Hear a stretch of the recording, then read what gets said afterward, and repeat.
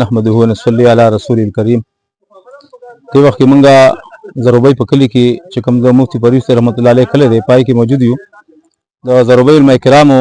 د قرآن پاک د تدوین لپاره چې کوم پروګرام کړی دی دا د ستاینې وړ دی او دې لپاره زه درخواست کوم ټولو کلو علماء کرامو ته چې په خپل کلي کې د قرآن پاک د دفن کولو لپاره ترتیب جوړ کړي. دغه عام طور زموږ په دې علاقو کې موږ سره اباسین خوا کې دی خلکو به د قرآن شریف نسخې د غورځولې چې کله تربیره ډیم جوړ شو د نه پس کله کله اوبه هغه وچوي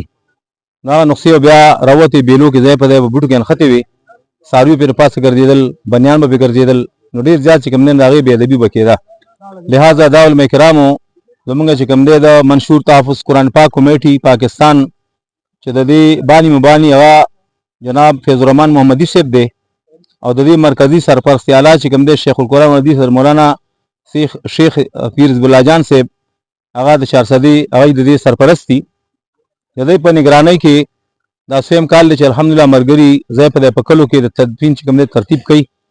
زما دا درخواست دی چې د قرآن پاک ادب کول دا زموږ ذمہ داري ده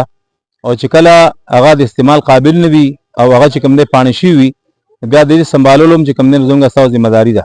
نو په هره محله کې د دې لپاره باقاعده علماء کرام کمیټۍ جوړې کوي په کلي کې پاک ځای مختص کوي پای کې باقاعده چې کوم دی د هغې د دفن ترتیب جوړ کوي او د هغې د تدفین چې کومه طریقه ده هغه مولانا اشفاق صاحب ما سره ولاړ دی نو د درخواست کوم چې دی څنګه طریقه باندې کوي هغه طریقه به انشاءالله ستاسو مخې ته وړاندې کړي. محمد عبدالسلام اعوان چیرمین انصار مدینه ویلفیر ټرسټ رحمان پلازا ټوپۍ.